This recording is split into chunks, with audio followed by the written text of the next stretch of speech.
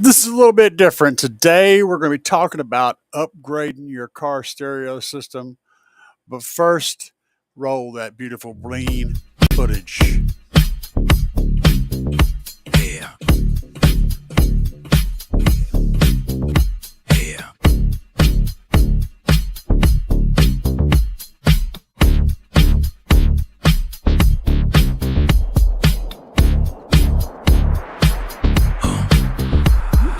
Out here banging up and down the street, slamming it to the ground. Big subwoofers are getting loud. You can feel the booming sound. Getting ready to go. Got it shined up for the show. Power's charging, amps are amping, gonna let the woofers blow. Another one bites the dust. Another one bites the dust. And another one goes, and another one goes, and another one bites the dust. We got more at home. Another one bites the dust.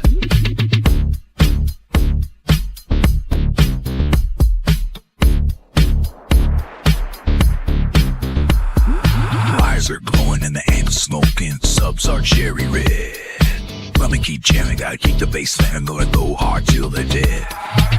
Full power, gotta let it go. 20 hertz in the floating hair. Sparks are flying, voice coils are frying, and the smoke is in the air. Another one bites the dust. Another one bites the dust. And another one goes, and another one goes, and another one bites the dust. Hey, we got more at home. Another one bites the dust.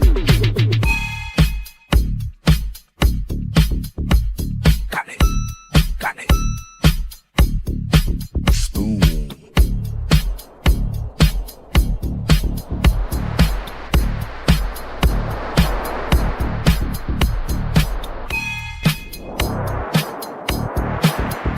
Yeah.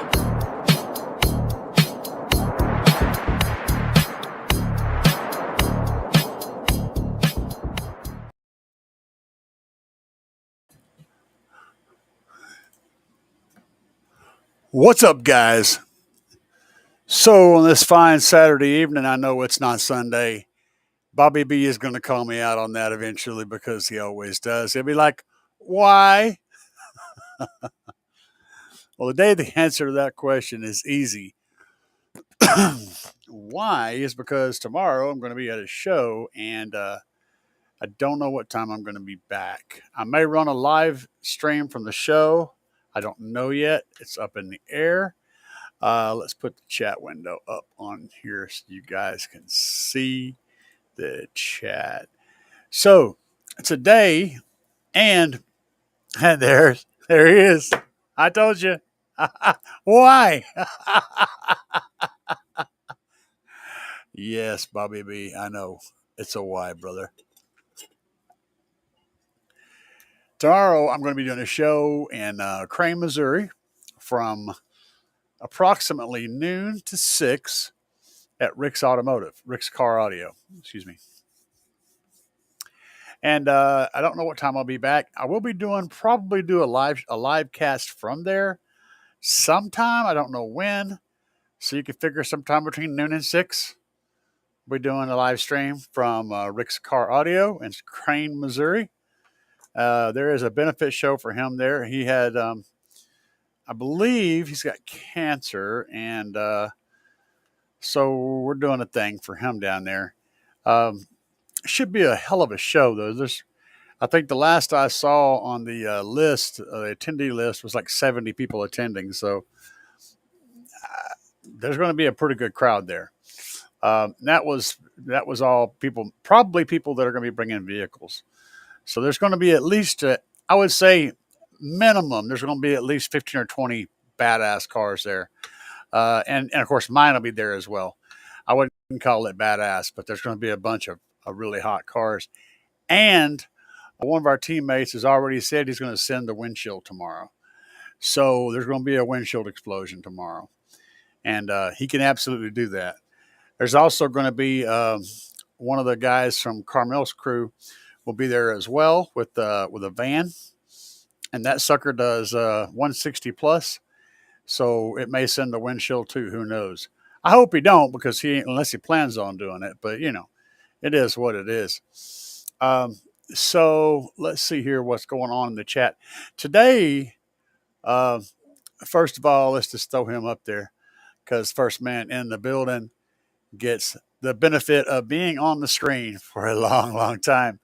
Uh, Today, we're going to talk about upgrading your car audio system. I know that's kind of a thing for the whole channel, but what we're going to do is to sum up the all of the different aspects of upgrading a system to something aftermarket. Maybe it's just adding a Bluetooth system so that you can Bluetooth to your car. Maybe your car's old enough it doesn't have that option, or maybe the stereo is just blown and you want to put Bluetooth in there. We're going to cover stuff like that. Getting a large screen put in your car so you can have that thing that's kind of like all the newer cars have in your older vehicle. We'll talk about DSPs. We'll talk about amplifiers. We'll talk about speaker and speaker placement. We'll talk about subwoofers for the small and the big boy type stuff, all kinds of things. So that's the subject matter today, guys, just to get you guys filled in on what we're covering. It's the whole spectrum of slight factory upgrades all the way to 160 plus dB SPL systems and everything in between. We're going to talk about sound quality as well. So you guys get your questions ready, your comments ready, get your input ready so you can feed me stuff and keep me going because I eat comments and spit out information. Now, let's head over to the comment section and see what's going on right now. PSC said, "What's up? What's up, my friend? Glad to see you in the house." PSC says, "The Colorado Ped Patrol YouTube channel used another one, Bites the Dust." I'm glad to hear it, man. It's a good track. Now, I remade that track. In case you didn't notice, that was not the way it normally goes. So I rebased the track first, and then I ran it through an AI about 300 million times, and then I got something out that sounded close, and then I ran that back through the AI and done a bunch more stuff to it. Then I pulled it out, ran it through Audacity, did some stuff to it, ran it back to it's back and forth, filter after filter after filter. And I finally, I rewrote all the lyrics. So there's that. And then I made a song out of it. And that's what you heard on the intro. If you haven't heard it, if you came in late, don't worry. You can always watch it later. It's just a 2-minute song. But let's see what else we have to say. Bobby B said it's not Sunday. I agree, Bobby. It is definitely not Sunday. Um, oh, made a steal. Oh man, I missed that one. Bobby says, "Why? Why not, Bobby?" Made a Still show went good first day. Was that today or I don't know. I can't keep up with some of these big shows. I don't know. I don't know, guys. Um, let's see. Franco Quaid said, "Hello, everybody. What's up?" Rick Ross said, "How you doing? How you doing? And how are you doing there, Rick Ross?" Um, Jason's in the house. Jason always got good answers and some good observations. Very smart fellow, this cat. I'm extremely anxious to get this health issue out of the way. I miss going to shows so much. Yeah, we're gonna keep working on it, man. We'll get it done. Keep stabbing it until it's dead. That's my theory on life and everything. That's the answer to the question, right? Is how do you deal with it? You just keep stabbing it until it dies, and then stab it a few more times just to make sure before you walk off because you don't want it popping back up behind you and eating your brains. That's not good. Oh, I heard one of those. You know how those things stick in your head? Some people say something that sticks in your head forever. I got one of those the other day. Someone said that hunger is the best seasoning. I thought about that, and I was like, that's dead on perfect right there because when you're hungry enough, it don't matter how bad it tastes, it's going to be real damn good. It's like the stuff you normally wouldn't touch with a 10-foot pole. You're all about eating that whenever you're hungry enough. You'll eat some dirt if you're hungry enough. And people have eaten shoes and each other and everything else because they get hungry enough. So yeah, hunger is the best seasoning. I love that line. Let's see what else we got going on in the comments. Oh, it was today. Okay. My bad. I had no idea. I knew it was happening somewhere, but I didn't know. I don't know. I've had so much crap going on in my life the last week. I'm barely able to keep my head screwed on. It's just wanting to fall right off. You know what I'm saying? We spent over 14 hours in the ER waiting room to see the doctor for about 10 minutes. And the doctor was rude as hell to me the whole time I was in there.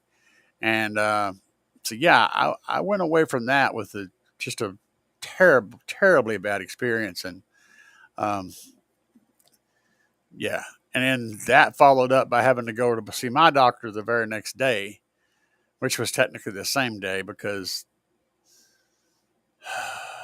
no sleep, blood sugar's been going crazy, all that stuff, you know. So I have, yeah, I'm not 100% right now, man. I'm not. Um, the thing is, though, I got out there and put the fur in the top of the Tahoe. I got that done. I've been wanting to do that, and I've just been trying to find the right stuff. And it's got a little bit of a padding to it, just a tiniest bit. Um, Stuff feels awesome. My wife wants me to wants a blanket made out of that stuff. Really cool stuff. You saw High Five Vega do a live from the Kicker Show. Big D was there.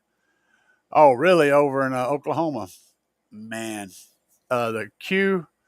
I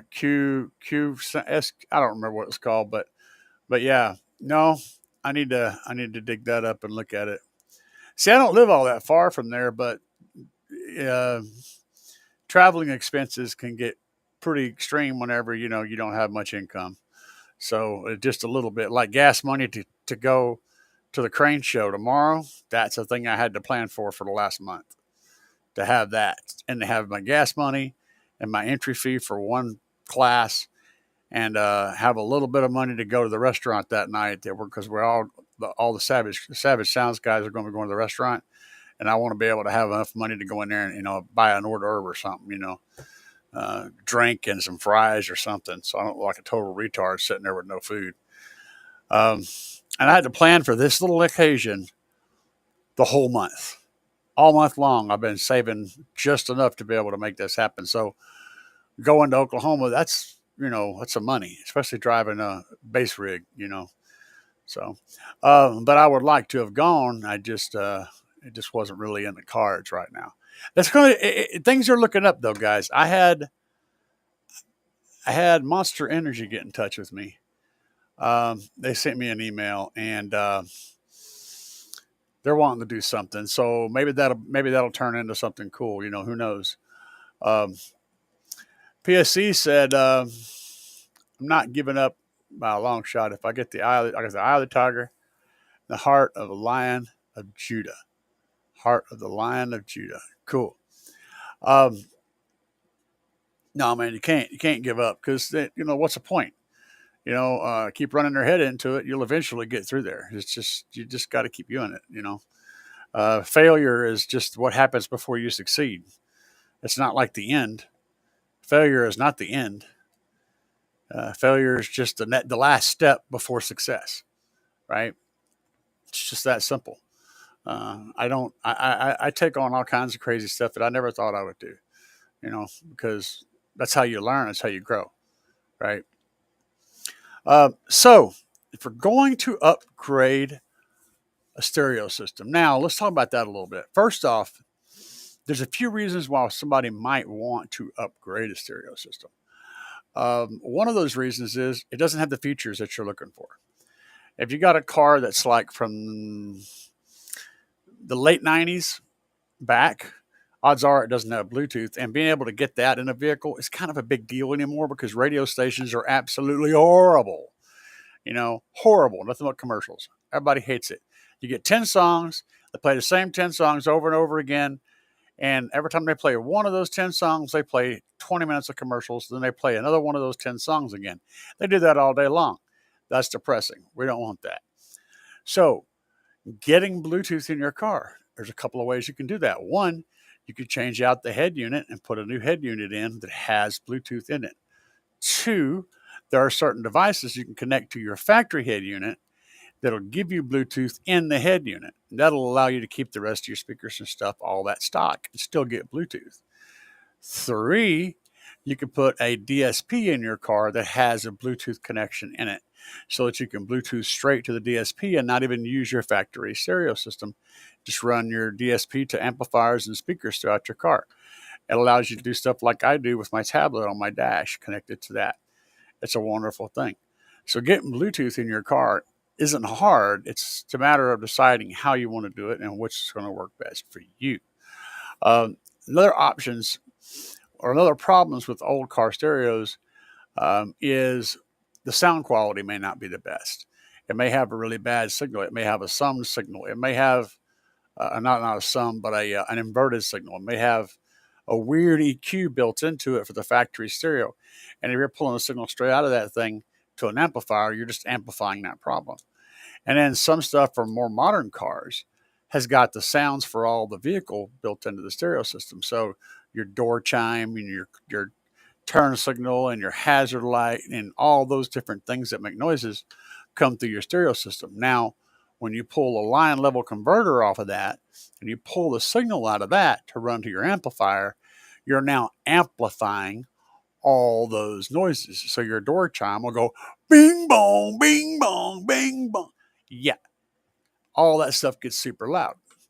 There's devices, line output converters that are made specifically for that problem that route all those signals into a small speaker that you can put under your dash and then give you a nice line out to go to your amplifiers. But you can also do all that with the DSP too. There's lots of ways to figure that problem out, but it's something that you might run into, especially if you try to go the economic way, meaning you just put a stereo in, put a line out converter, and run it to an amplifier, right? Or, use factory stereo or line out converter to an amplifier. That's the cheapest way, but you have to deal with the tiki-tiki dong-dongs, or you can kill those sounds completely, and then your door doesn't make any chime, your tiki-talk doesn't make any noise, none of that stuff makes any noise. I actually like that way, but a lot of people want to hear that stuff for whatever reason, because crazy people, they're crazy, okay? So getting the head unit lined out is something that's going to be figuring out which way you want to go and how you want to go about getting there. And once you've solved your signal path and you've got that signal out ready to go to amplifiers, you can do a couple of things. You can run it you can run it to an amplifier and get going with that using the stereo's controls as your ability to adjust the sound, bass, treble, mid-range, left and right, back and front, the basic stuff. Or you can run to a DSP. And of course, sometimes a DSP can handle the stuff we were talking about before. You can even use the DSP as the entire sum of all of that. But you still want to run a DSP because that gives you the ability to do many, many more things. Instead of being able to adjust the treble and the bass in the whole system, you can now have a complete EQ for each individual speaker in the car. And since each of those speakers in that car are located in a different space and pointed at you in a different way, like the one over here may be pointed mostly this direction, and the one over here is kind of pointed at your head. So although they're getting the same signal, they're going to sound different to your ear holes. That's where the DSP comes in. You can dull this one over here down a little bit, and you can brighten this one over here up a little bit. And so that when they get to your ear, they sound like the same sound signature. So it helps to fool your brain into thinking you're in the middle instead of off to one side, okay? Also, time alignment can do that as well. And time alignment allows you to delay this signal on this side and give time for this one way over here to get here. And then when it gets here, it plays it. So that's the time delay to allow your brain again to think it's in the middle between the two channels. That works front to rear, side to side, all that stuff. So it's a big deal. You can also use phasing. Flipping the phase on one side can help pull your center image around. But in order for you to do all this stuff, you need a DSP, and that's where things get cool. Let's see what Jason had to say here. Why the heck did auto manufacturers try to save 50 cents by not using separate chime device? No kidding. Um, wouldn't integrating a chime into the radio cost about the same? I don't know. It makes upgrading hard. It makes upgrading terribly hard. The um, the reason I think is there's a couple of reasons. The first reason is weight. So, and they go through the trouble of saving ounces. So saving half a pound is a huge savings in weight. And I know we don't think about weight. We don't care about weight. We just load, 300 pounds of subwoofers and amplifiers in a car and don't give a second thought to it.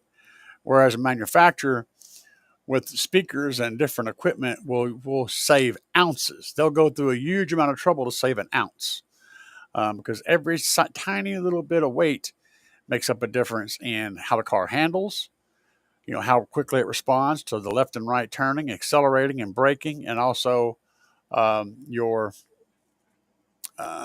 overall fuel economy. But that's not the reason, I think, the main reason. The main reason is being able to integrate the same exact unit into all the cars.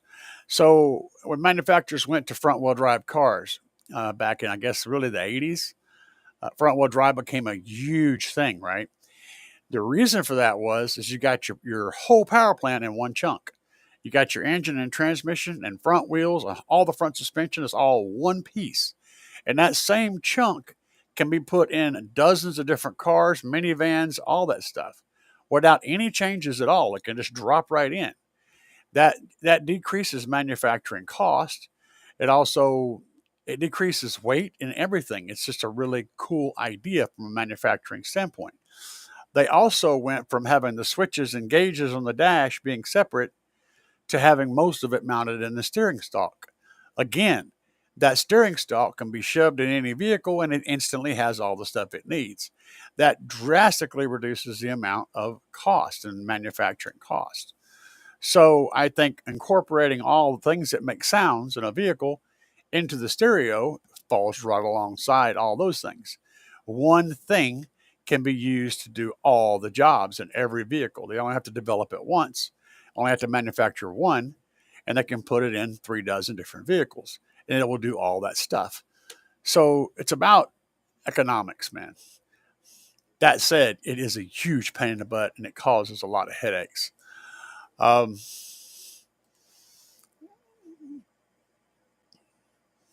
Yeah, he said adding delay definitely makes your bass sound better and hit harder. I actually have my DSP in my Tahoe. I have my front stage delayed so that my subwoofers can catch up. Now, here's the thing. My subs are right here, and my door speakers are right here. There's not a lot of distance between those two. They're relatively similar getting to my ears. But the subwoofer has a bit of an innate delay because it's a large cone moving a lot of air. So it has a little bit of a let me get going problem, right? So this guy up here is just going pow. This guy back here says, hey, let's go. He's like, I got to get my big fat butt out of bed. That's kind of how the subwoofer has to deal with it. So there is a delay on the subwoofer. And if you can time it so that the front delays long enough so that the sub gets the signal early, right? It can get started moving and start making sound right at the same time as this guy does. And then you get a really tight, nice bass. And you notice the difference. When you get that time alignment just right and you allow that sub to catch up before this guy plays, boy, it brings a lot more bass into the toms and other things that you would normally be hearing mainly from the doors. It helps that sub to little bit of that subwoofer's frequency is playing just enough to put a little bit of warmth into those toms and drums and snares and all that stuff. When it's lined up right, it really has a pop to it. I agree with you 100%, Jason. Andrew popped in and he said, what's up, CAE? You're doing all right. Yes, I am. I have stuff, guys. So, like, So I got a meter again. I got a new meter. This thing right here. Check the blood sugar. And the doctor gave me this thing. It's a pen. It's a insulin device. And yeah, you get this stuff here for a diabetic. It's like $900 a month to have these things. It's stupid. You don't get this unless you're either rich or have good insurance. We have insurance. But I got that, um, and I've been keeping records. So I'm keeping detailed records on my blood sugar.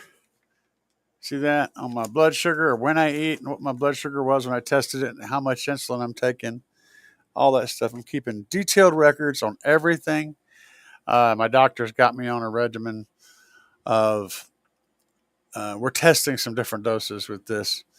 Once every 12 hours, I take a shot, and so we got a plan, and we're working it. So yeah. So let's see here. Am I doing all right? Yes. Um, let's see here. Maybe I got one for you. You can throw me a bone. I got some alternator wine coming out of my subs on a Taramp Smart 3. I done tried all the usual tricks. Okay, well, I've learned a few more things since the last time we discussed alternator wine. But I'm going to tell you what alternator wine is and why you get it at certain times. I'm going to tell you a couple of things first. We have to get that understanding, then we can figure out how to make it go away.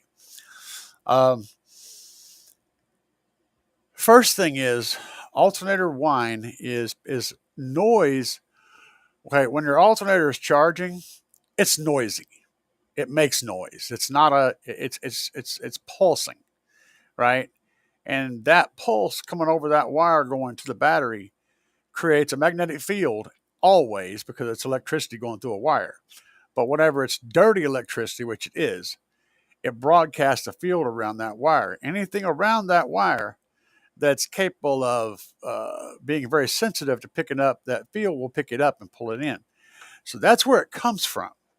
While you'll notice it sometimes and not other times, is when the alternator is having to charge hard, it's going to whine more. So, in other words, when your vehicle's been shut down for a long period of time, maybe you've been sitting in a parking lot listening to music with the key off or whatever, with the engine off, or it's been parked for a few days, maybe you left the lights on, or maybe there's just something in there that's drawing a little bit.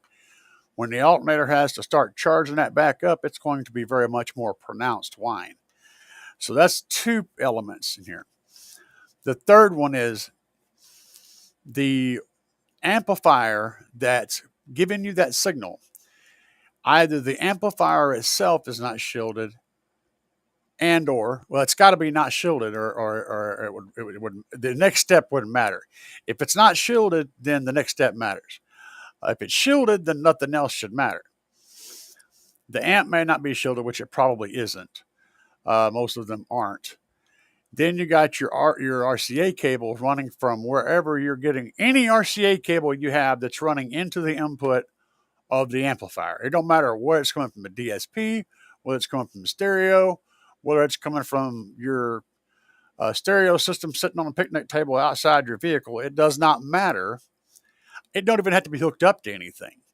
Just an RCA cable running to the input of the amplifier is going to act like an antenna.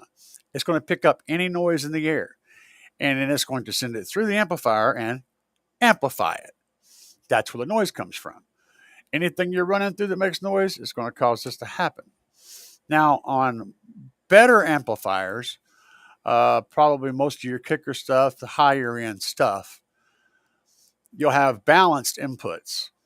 And there's a name for this. I can't think of what it's called, but it doesn't matter. This is how it works. So you've got two signal samples, and one of them is inverted. And I don't know how this works exactly, but this is the signals come in, and then the amp compares the two. And anything that's different between those two, it blocks it. It chokes it, doesn't let it go through. So what that boils down to is any type of piggybacking noise that's on that line gets filtered out by default. So even if you introduce a whole bunch of noise to it, it's just going to get filtered out. It's not going to recognize it as part of the signal because it's not the same on both things. Balanced inputs. That's what it's called, and that's a very bad explanation of how it works. An amp with balanced inputs is going to have a very, very good time at fighting the alternator whine. So how do you get alternator whine? Let's say your amplifier is mounted way over here, and your battery is mounted way over here, and the power wire going to that alternator is going way over here. It's like 10 feet away from your amplifier, and your RCAs aren't anywhere close. So how do you still get whine? See, you're forgetting something. If you're running the ground through the chassis, the chassis itself is conducting power, and it is also carrying and radiating the whine. So if you had your alternator mounted on said chassis, or you have your RCAs running next to metal that's also conducting electricity and carrying that dirty signal, that can actually get it into your RCAs. The best way to deal with this, there's a whole lot of different steps you need to take. But one is checking every single ground from front to back, doubling up, making sure everything's clean because dirty grounds add more noise to the system. There's filters you can use, which I don't really recommend. Using good quality RCAs that have a good shielding on them to keep the electromagnetic interference from getting into them. And here's the thing: if you're getting a whine and your RCA cables are shielded, right? Shielded, but you're getting a whine, they're not shielded. That's just how it is. If they're shielded, there's no way the whine to come in. Unless you've got something directly super duper close to the inputs on the amplifier, if you're getting a noise, your cables aren't shielded.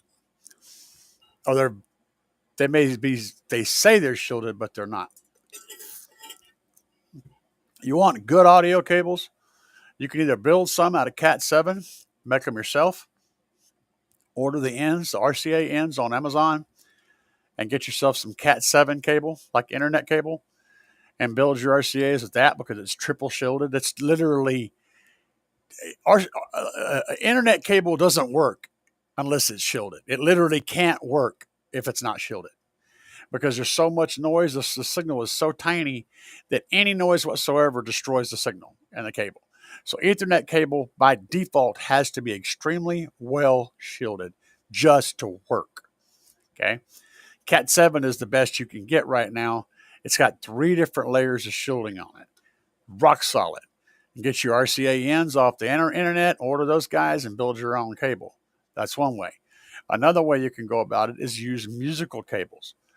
The cables they use to connect different components together and a band, a music studios and recording studios and on stage and all that.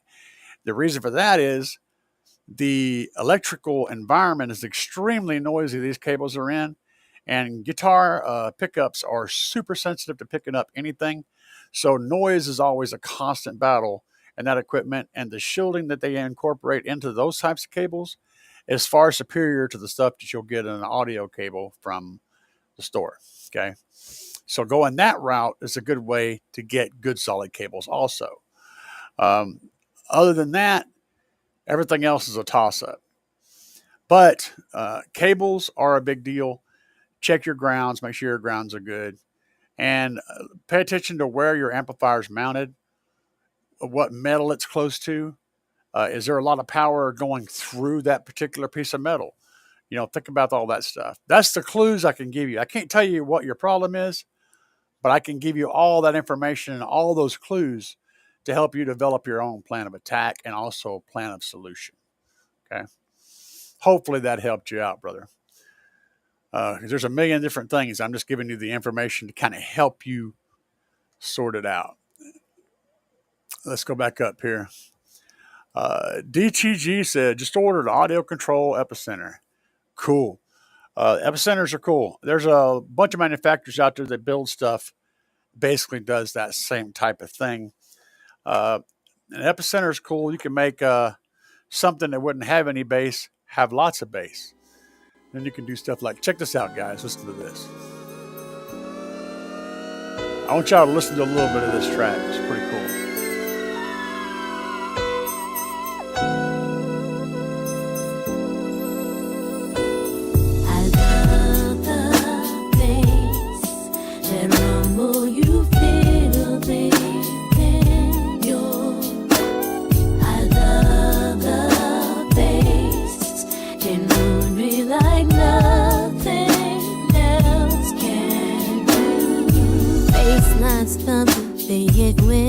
Chest, riding through the city, yeah, that's my quest. Got my crew in the bag, feeling that groove, hands in the air, everybody move. Now that drop, it hits like a wave from the stage to the crowd. The energy we crave, turn it up loud. Let the speakers blast in the space head vibe. Let's make it loud. I love the bass, that rumble you feel in your soul. I love the bass, it moves me like nothing else can do. Always feeling independent, but with a sound that keeps me grounded. But what you say, baby? Open beats that lift me high. They for me that way.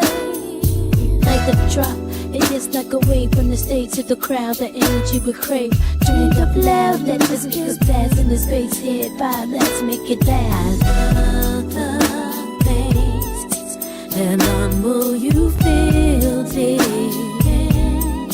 I love the bass, it moves me like nothing else can do.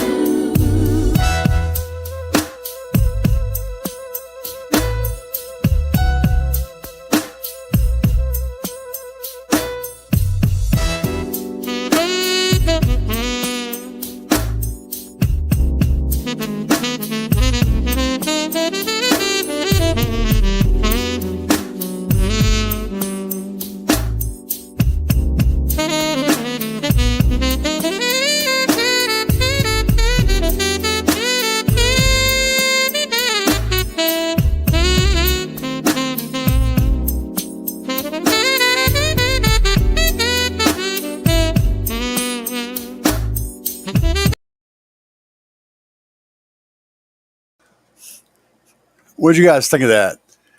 Give me your input on it. I'm gonna go back to reading here.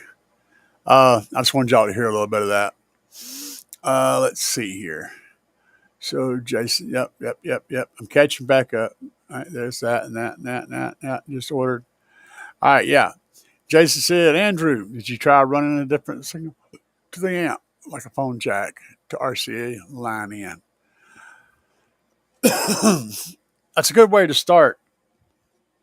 But the fact is, unless the amplifier is broken, which is always a possibility, though not very likely,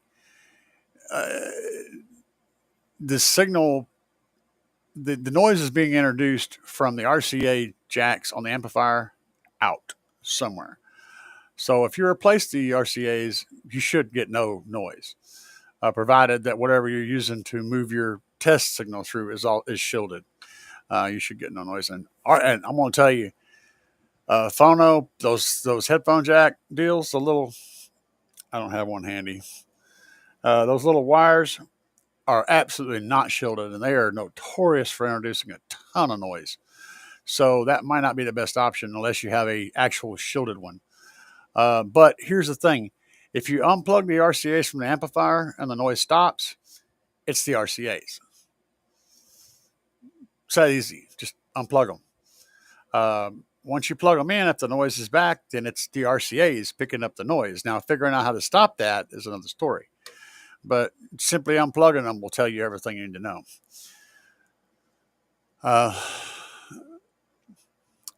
Looking at 2K by them. Looking at 2K by them as well. Hold on. Wait a minute. I'm missing something. Oh, yeah. Just ordered the audio control up center. Looking at 2K. Oh, you're looking at a 2K amp from audio control. Gotcha. Should be a good quality thing. I don't know what their I know that their amps have been so far have been upscale. They're good. They're solid equipment, and so I would think that'd be sounding great, man. Be a good setup. Jason said you want to try to figure out where the noise is from, the audio signal or the amp power wire, and I guess there is a possibility of it being the amp power wire. I wouldn't say that's a very big possibility, but it is a possibility. Grounds, DTG saying grounds, shielding, wrap aluminum foil around it. That can work, actually. That's not ideal, but it can actually work. You can also get a wire mesh loom to put around the wire and create a Faraday cage around it. But again, just get good shielded wire, good shielded cables. Jason said, I've got the Epicenter Micro Great unit. Yeah, no doubt, man. I haven't got to play with one very much. I know what they do. I actually do that myself with Audacity. I rebase music. So I do the same thing Epicenter does, but I do it at the bass level and then have a whole track that's set up that way afterwards. I think I may, in some cases, do a better job of it than the Epicenter does. In some cases, not. It just depends on how lucky I am at getting my settings just right. Andrew Lewis said RCA wire straight from the radio to the amp, no whine. Only starts whining when I add RCA bass knob. I tried 3 different knobs thinking it was the knob. Sounds like my knob must be acting as an antenna. Yeah. There's a real damn good chance of that. Now, are you using the same RCA? So you've got, as an example, you've got RCAs running from your stereo to the bass knob, then running from the bass knob to the amplifier. And now, whenever you take the bass knob out, are you also eliminating the other pair of RCAs and just running the long pair to the stereo? Or are you doing something in between those two? if you're taking out that short RCA might also be where your noise is coming from. But yeah, you're on the right path. Your thinking is good. So you're on the right trail, man. Yeah, the bass knob very well could be an antenna. Gotta go. Wife has supper ready. Get her done, man. Get that food. Get that food, baby. Big 5 upgrade. Yeah. 2000 watt amp is when you start, when you put a 2000 watt amp in, you're going to want to start thinking about battery alternator upgrades at that point. That's the very edge of what a solid factory electrical system can handle. And really, it's more than what that system can handle. But if you're figuring half time, which is what I generally do, you're looking at 1,000 or 100 amps half the time, because bass doesn't go constantly. It's on, it's off, it's on, it's off. So when it's off, it can recharge the battery. When it's on, the battery and the alternator can both feed power. Boom, power, boom, power, boom, power. I call that halftime. 2,000 watt amp with the efficiencies and all that considered pulls around 200 amps. But if you're playing music on it, you could figure about halftime, so about 100 amps. And that's just for that one amp and nothing else. And if your vehicle's got a 150 amp alternator, it's only got about 30 or 40% of that alternator is left over to do something besides run the vehicle. So, that doesn't leave you much. 50 amps, 40 amps, 60 amps. That's not enough. See, that's where you need to have an upgraded alternator, and or at this stage you could also use a much bigger battery or a better battery, something that was front under lithium, the Banger 5K. Put that back by your amplifier. That's going to help compensate for all of those the lacking power. But at the early stage, upgrading your alternator is usually a better idea. It just depends on which one you can afford to do and which one is going to work best for you. But you're going to want to get more power out there for that 2,000 watt amplifier. You're not going to be seeing 2,000 watts out of it. It'll work, but you're going to be dimming headlights and doing all that stuff, and your voltage is going to be dropping and all that crazy stuff because you simply don't have enough power to run that amplifier. Jason said, I think when you add RCA bass knob, it might break the ground signal, which your amp might need. Yeah, I don't know about that, bro. I can't say. But you're right. I just don't know. I don't know. I can't agree with you or disagree with you because I'm not sure. GZ52 said, on the Focal, I see that they stay around 60 watts RMS. Is that a really conservative rating, and can they handle a clean 100 to 150 watts? I cannot speak on your question. Jason may be able to chime in. I don't know. But that is left field for me. I can, based on what you're saying in this or asking me, the information that you're giving me, I would be running 50 or 60 watts to them at most. I am a big fan of running RMS power that the speakers are rated or less. I run RMS per RMS, so if the amplifier is putting out 100 watts RMS and my speakers can handle 100 watts RMS, I'm good with that. If the speakers handle 100 watts and I give them 75, I'm good with that. I like to be above half, but less than 100%. So if you're looking at a 60 watt RMS figure, I would want to have at least 30 watts, but no more than 60 watts going to those speakers. That's how I run my shit. Everybody's different. Some people think, well, we can just put, 500 watts on it and just call it good. I'm not in that. I'm not in that crowd. So hopefully I answered your question because that's kind of out of left field. Glad to hear you're up, and thanks for the tips, friend. No problem, man. Always glad to help. Let's see here. Jason said, and thanks for the claps, man. Jason said, I would avoid the clone epicenter like devices. They seem to have crude circuit that doesn't sound as good as the genuine epicenter control units. And yes, I agree with that to a point. In the last few years, a lot of really, really good pieces of equipment have come out that are on the same playing field that sound equally as good. Now, up 3 years ago, I would 100% agree with you. There was so many crappy clones out there that were just junk.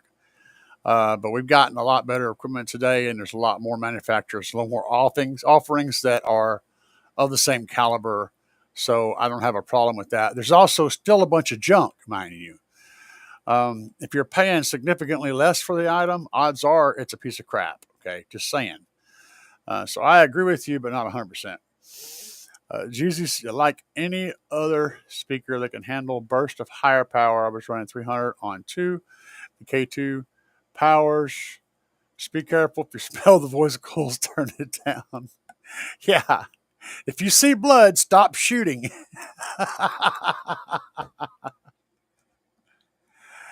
Yeah. It's not me. I don't like going like that. I just have my own thing. To each their own. I got guys that run 1,000 watts on tweeters and they don't blow them, somehow or another they don't blow them. That's fine. That's just not my jam. You know what I'm saying? That's not how I roll. GZ52 said, cool, thanks. I saw some Kicker K2s on Salt 500 times 4, but I was curious about the lines between them handling a little more than rated. Usually a good driver will handle more than it's rated. The rating is not just a power factor. It's not just an amount of power, the voice coil. It also has to do with how much mechanical movement the driver can handle. So, okay, they have to factor in a whole lot of stuff to give you a rating on a speaker. Um, Not just how much temperature and how much power a voice coil can take, but when you get the driver moving in the environment that it's recommended to be in, whether it's an enclosure, infinite baffle, on your rear deck, sitting on a table, wherever it's recommended to be, the amount of back pressure it's recommended to have, okay, depending on the enclosures and all those things, then the amount of power may be enough that it literally rips it out or causes it to slam the voice coil into the motor, or rip the surround or launch the speaker out of the gap and just have it stuck out. Um, that's a situation where you put too much power on it. Even though the voice coil is fine, you still put too much power on it. So when they're giving you those power figures, they're not just for the voice coil's thermal rating, but also for the mechanical ability of the driver to withstand that amount of power just moving through it. There's other elements at play. Jason Ewing said, howdy, everybody. Howdy, Jason. How are you today, sir? Hitman74 said, I got an RCA bass knob in my dash with a 2-foot patch cable from the head unit. Yeah. If that patch cable is not shielded, that can cause problems too. All those cables, man, it's a big deal. I had an alternator wind once, and it was not related to the RCA signal. It was just an amp ground cable. Yeah, I said that. Check grounds first.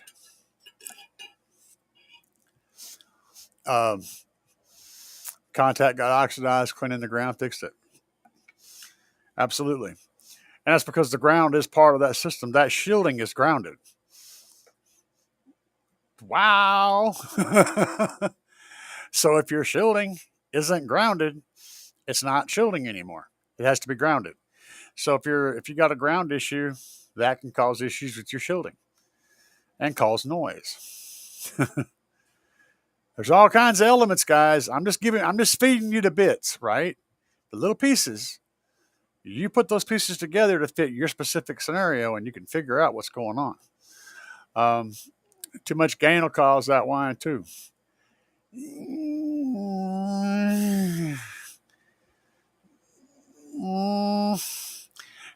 I'll say the higher your gain is, the more apt you are to hear the noise. But I don't think too much gain will cause a whine. If there's no whine, there's not going to be a whine at all. If there's any noise there, it's like floor noise. Okay, just that normal floor noise of an amplifier whenever you have it cranked all the way up and they're between songs. Can you hear the shh, like that white noise, that shh, right? Can you hear that between songs? That's floor noise. Now, you can turn the gain down and the floor noise will become imperceptible, but it's still there, right? And you crank the gain all the way up and you get the volume all the way up and everything all the way up, then you can hear it on a clean amplifier with a clean signal and clean everything. You can hammer all those knobs to the right, and between songs, you won't hear anything. It's dead silent. And so, and the noise can be the same way. A whine coming into the system, if you turn the gain down, it's going to lower the whine to the point to where you may not even hear it anymore. But I don't think turning the gain up causes it. Personal opinion, I'm not an expert. Hitman, gain is just amplifying what's already there. If you have a small noise, turning up the gain will amplify it. Yes. This is where 4-volt or 5-volt RCA signals are good. You can run them with the gain lower. Yes. Meaning the noise is still there. You just can't hear it because it's turned down low enough that it goes away. Same thing with the noise floor. The signal's a lot cleaner.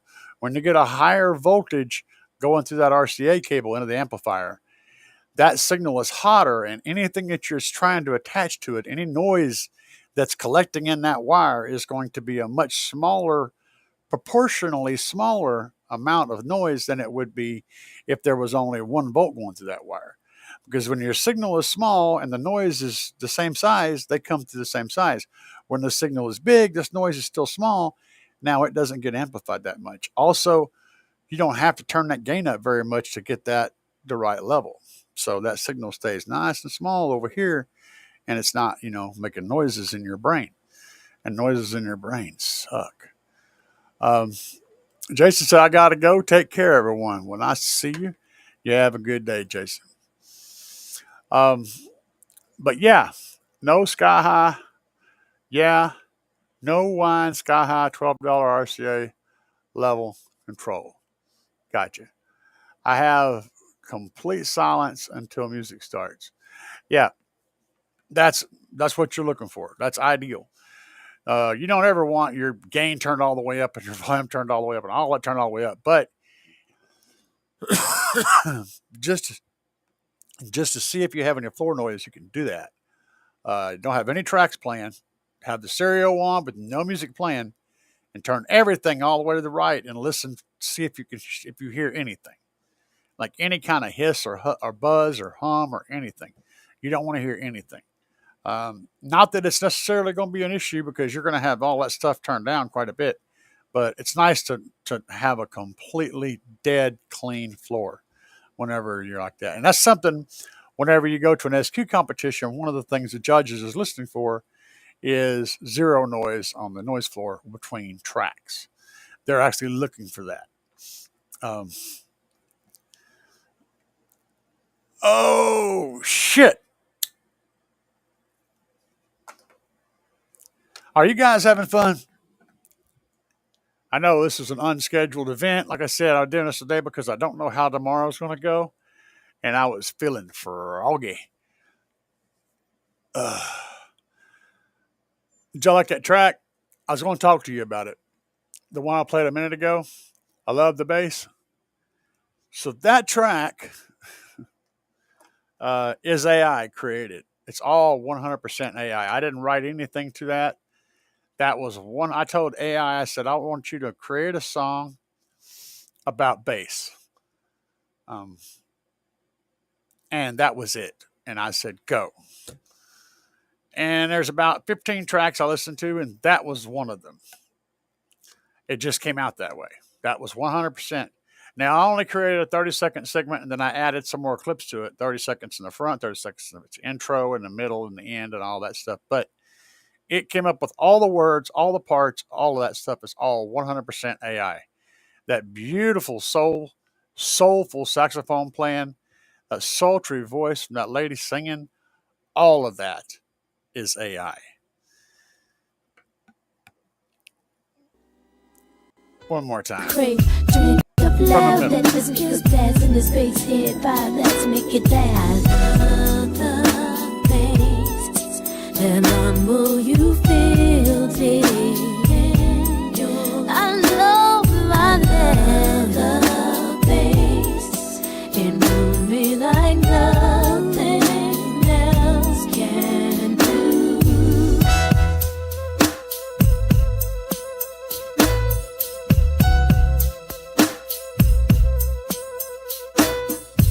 Guys, can you believe this is all artificial intelligence?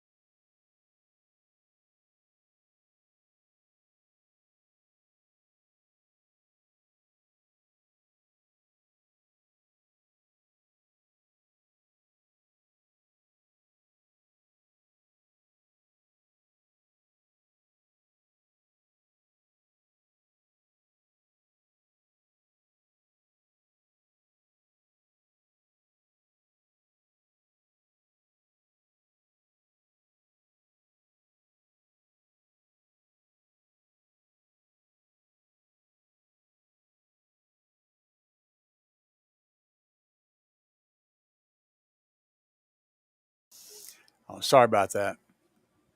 Forgot to turn the mic back on. There was a time not long ago. Uh, there was a time not long ago that you could have argued that yes, a computer can make music. Like Casio keyboard, right? It can make music, but it doesn't have any soul, no emotion, no feeling to it, no humanness to it, no humanity to it, no pain, right? Can't make that argument anymore, guys, because whether or not it's intentional, um, there's all kinds of feeling in that. The bass. Listen to that.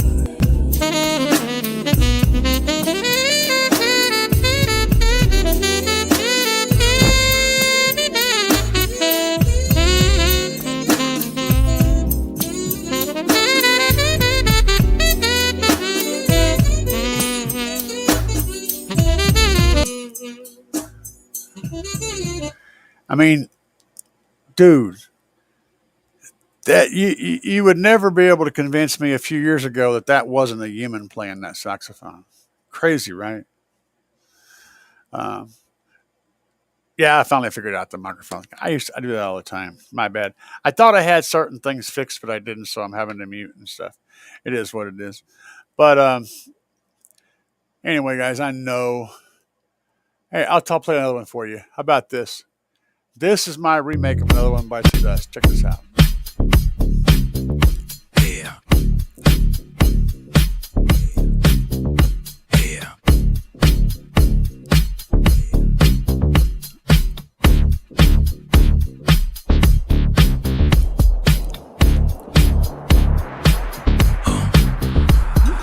Out here banging up and down the street, slamming it to the ground. Big subwoofers are getting loud. You can feel the booming sound.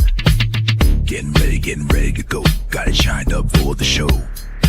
Hours charging, amps are amping, gonna let the woofers blow. Another one bites the dust. Another one bites the dust. And another one goes, and another one goes, and another one bites the dust. We got more at home. Another one bites the dust.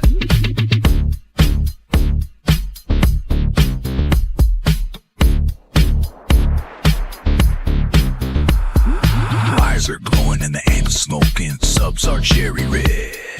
Let me keep jamming, gotta keep the bass fan. Gonna go hard till they're dead. Full power, gotta let it go. 20 hertz in the floating hair. Sparks are flying, voice cords are frying, and the smoke is in the air. Another one bites the dust. Another one bites the dust. And another one goes, and another one goes, and another one bites the dust. Hey, we got more at home. Another one bites the dust.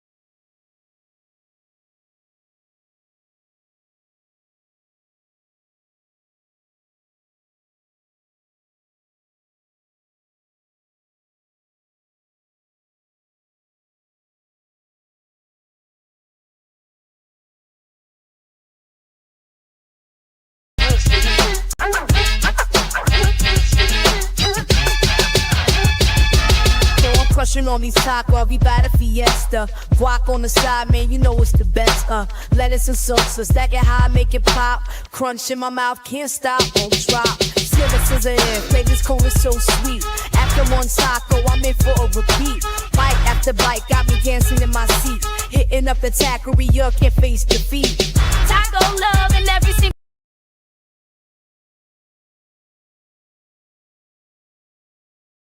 That was also done with AI as well. And I probably forgot the microphone again. I'm feeling kind of stupid right now, so there's that. But anyway, guys, that was all done with AI. Yeah, good times. I'm done today. I've been on long enough. I'm tired. But if you guys enjoy the content, I'm usually on every Sunday at 7 p.m.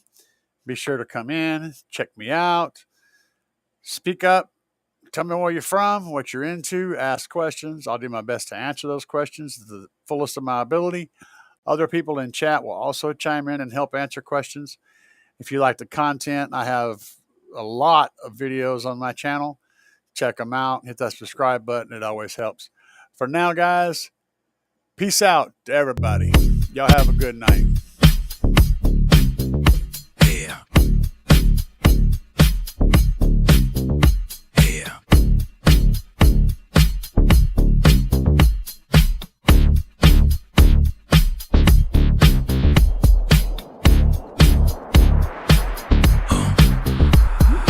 Out here banging up and down the street, slamming it to the ground. Big subwoofers are getting loud. You can feel the booming sound. Getting ready to go. Got it shined up for the show. Hours charging, amps are amping, gonna let the woofers blow. Another one bites the dust. Another one bites the dust. And another one goes, and another one goes, and another one bites the dust.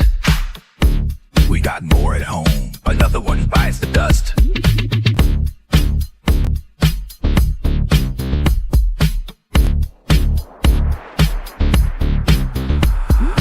Eyes are glowing and the amps smoking. Subs are cherry red.